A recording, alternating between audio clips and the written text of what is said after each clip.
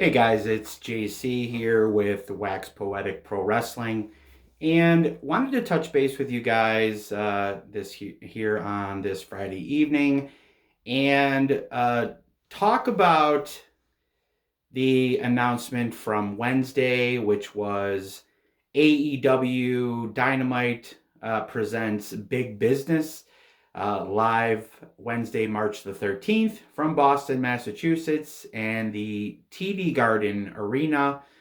This was an announcement that's been anticipated for a number of weeks. It was made by Tony Khan on Wednesday.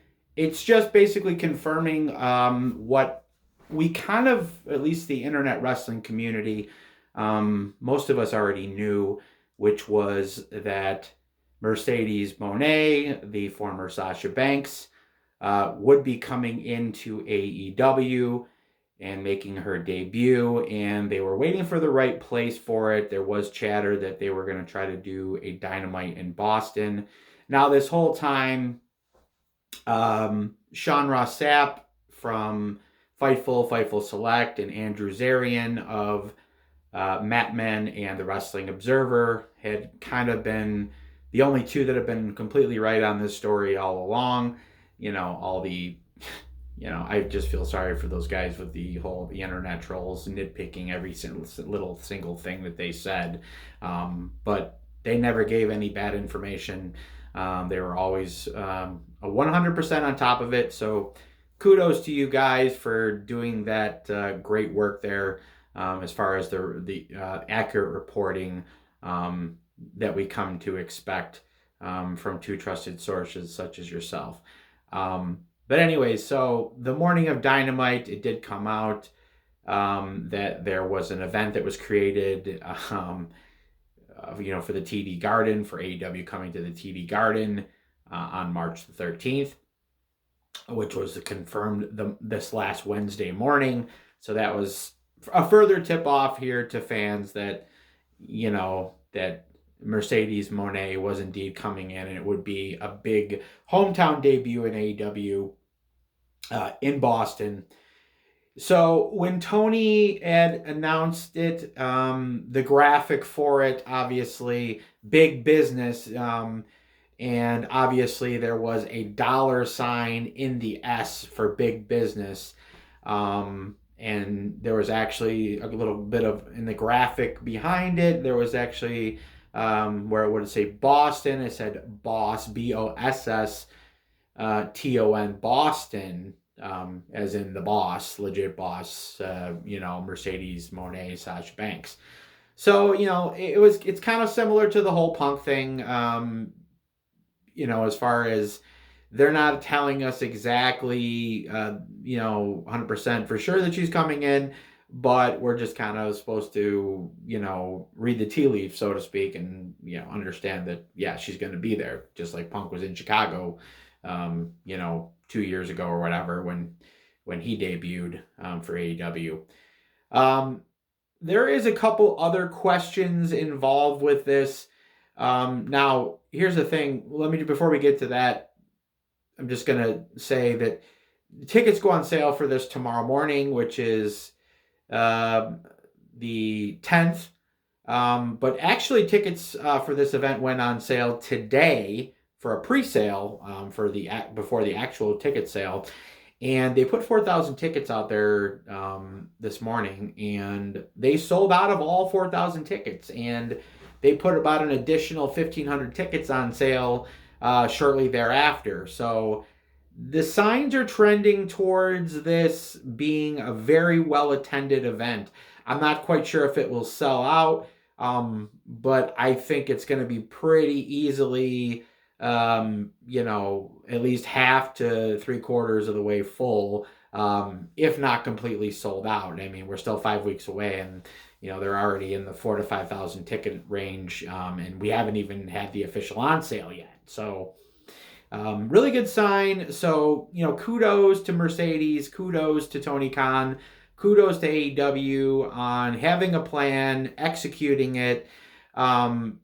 Yeah, it's all you can really do at this point. I mean, she looks like she's moving to, a needle mover with the tickets at this point. Um, at this point, AEW and Tony Khan, they've only been in existence for 5 years. It's hilarious. You got all the internet trolls, the bad faith trolls, as you would call them. People, it doesn't matter what good AEW does. It doesn't matter what you prove to them, or where in their development that they are. You will never convince these people that AEW is worth a shit, and that Tony Khan isn't just some toddler playing with his toys, basically. But I mean, I think real AEW fans and real rational pro wrestling fans obviously understand that Tony Khan's not perfect, but at the same time, let's give him the benefit of the doubt. Let's assume that he's a relatively intelligent human being who tries to learn from his mistakes. That's all we can really do at this point. It's he's learning as he goes. There's a lot of things to know as running a wrestling company, especially a wrestling company on the level of AEW. Like I said, at this point, WWE has a 60-year head start on him. So to expect AEW to run their business as smoothly as WWE or have the same name recognition, because that's a lot of it, what it is here, guys. It's a lot of this whole thing is name recognition at this point. The average fan on the street, the average non-fan on the street specifically, doesn't really know what AEW is unless somebody told them, or they happen to be flipping stations and came across it or whatever. It's a relatively unknown still at this point. So I mean, at this point, all you can really expect is incremental gains at this point. But you do need a game changer. You do need a needle mover to really kind of jump up the growth. I mean, I guess if you go back to, the 90s and the Monday Night Wars, and, the war between WCW and WWE, or WWF at the time, that didn't really amp up until WCW started getting talent from WWE. Hulk Hogan coming over to WCW was the catalyst as far as people paying attention to what was going on there. The normal everyday person, Joe Schmo, didn't really watch WCW. But when Hulk Hogan went over there, people felt compelled to watch at that point. So I guess the same thing will hold true here with CM Punk. That's kind of what happened there. The uptick, there was a little bit of an uptick in business there for a while when Punk came back.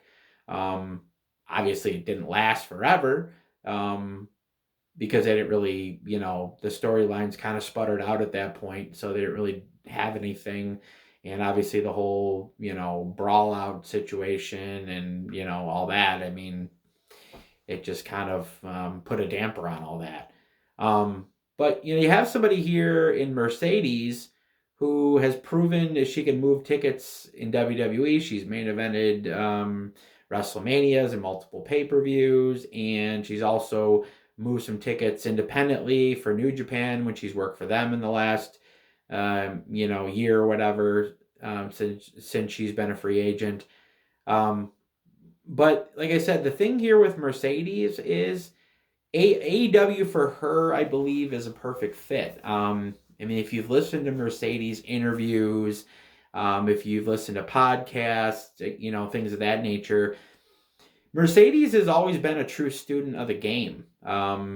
She grew up watching and liking Japanese wrestling more than she liked American wrestling. I mean, that's like a dead giveaway right there that she's a true blue pro wrestling purist. She was famously known in WWE as, being friends with FTR and picking their brains about ring psychology and, things of that nature. So she is a true student of the game. She takes it very seriously. So I believe AEW is a perfect fit for her because AEW is more pro wrestling and less sports entertainment, but Mercedes offers both. She offers sports entertainment and she offers great in-ring ability as well. So this is really a match made in heaven here. The question I have at this point would be, what are they going to? Obviously, they're going to have Mercedes debut in Boston. But are they going to also, there's a lot of people have been asking this question, but are they also going to be debuting Okada in Boston? Maybe that's a complete surprise that Okada shows up possibly on the same date. I mean, I guess the smart money, I guess, would be on them doing that on a separate date, but at the same time, hey, you could throw him on the, he's also kind of ties into the big business money theme, because he's the rainmaker. He makes it rain. Sasha, money, big business, the boss. Banking. TD Bank. So I guess they could both debut on this show, but they both could not, obviously. So it's really tough to say here. But overall, I mean, like I said, all AEW can do at this point is try different things. And the one thing that they haven't, one of the areas that they've been severely underdeveloped is the women's division. And what Mercedes offers is a true needle mover in the women's division. And if you've been watching AEW, you've been seeing how they've been transforming the women's division almost in preparation for her to show up, because they have everybody kind of firing on all cylinders right now. They're getting people back from injury. It's going to be a really exciting time for the women in AEW going forward, especially with Mercedes as the catalyst of the whole division. So it's really, really exciting. Exciting times. Like I said, they sold out of the initial 4,000 to 5,000 seats. The rest go on sale tomorrow. So, like I said, all that is very, very, very encouraging. And it's a big FU to all, like I said, the AEW trolls out there who don't want to believe that Mercedes is going to be a true needle mover, which I think she will. Hopefully, the booking continues to be consistent. This last Dynamite was a really good sign with the Hangman Swerve match, and then there's a lot of other. There's about 4 matches that Dave Meltzer gave 4+ stars today in the newest Observer. So to have a Dynamite with four 4+ star matches, almost a pay-per-view level Dynamite, and everything in between was very good as well. All the little stories, all the little vignettes, and whatnot. Everything worked well. It was the best Dynamite of the year. I think it was one of the best Dynamites of all time, frankly. The rating was a little bit disappointing, just a little over 800,000. But like I said, it's still name recognition here at this point, guys. Them doing 900,000 last week and then 800,000 this week has no real reflection on what they're doing, honestly. Because change like that, honestly, especially in this age of streaming where you're not like getting great ratings on television anyways,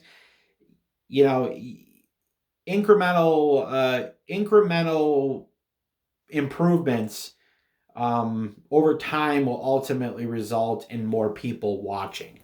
But it takes time. It's not an overnight thing. And unfortunately, a lot of the morons on the internet, the trolls, they don't care, or they don't seem to understand that because they're not very intelligent. I you take your pick.